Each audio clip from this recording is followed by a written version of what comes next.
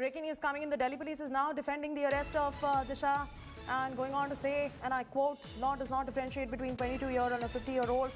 She was produced before a court that sent her to 5-day police custody. It's false when people say that there were lapses in the arrest," unquote. But you also heard it from Justice Deepak Gupta right there that an arrest is unwarranted. But there you go, Delhi police going on to defend this particular arrest. Listen. कानून ये उसमें 22 साल की उम्र का और 50 साल की उम्र में कोई उसमें डिफरेंस नहीं करती है और हमने सारी चीज़ को देख लिया। उसको अंततः कोर्ट में पेश किया गया। कोर्ट में जो मेट्रोपॉलिटन मजिस्ट्रेट है उसको गिरफ्तारी को सही मानते हुए उसको पुलिस हिरासत में 5 दिन के लिए दिया। तो ये जो लोग कहते हैं कि गिरफ्तारी में कोई कमी रही है वो बिल्कुल मिथ्या है।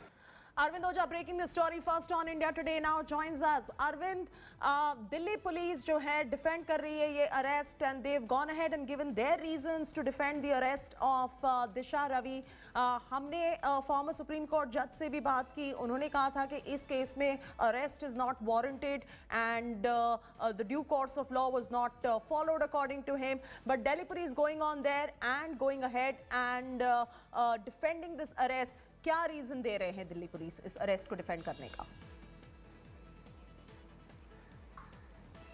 जी देखिए, जैसा मैंने पहले भी कहा था कि देखिए जो रिटायर्ड जज हैं उनके अपने ओपिनियन हो सकते हैं, उनकी रिस्पेक्ट करनी चाहिए और जितने लोग भी ये कह रहे हैं, लेकिन दिल्ली पुलिस के अपने दावे हैं। Delhi police commissioner S N Srivastava का कहना है कि हमारे पास जो एविडेंस था और हमने उस आधार पर इनकी अरेस्टिंग की है। उसके अलावा जैसा कि कल हमारी बात हुई थी एक स्पेशल कमिश्नर से, उनका कहना था कि जब दिशा रवि को बेंगलोर में हम पकड़ने के लिए गए थे तो उनके मदर फादर से बाकायदा हमने पंचनामा कराया था, उनके साइन कराए थे।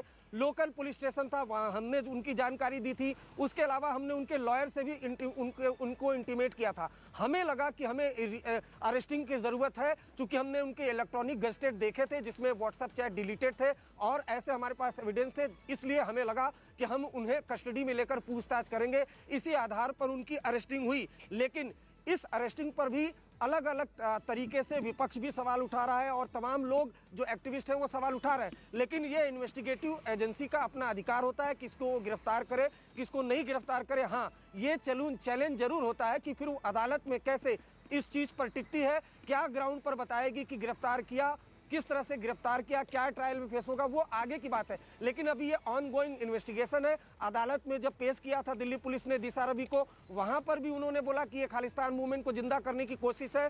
दिशा रवि एक की कॉन्स्पिरेटर है और इसी आधार पर अदालत ने 5 दिन की पुलिस कस्टडी में दिशा रवि को भेजा है।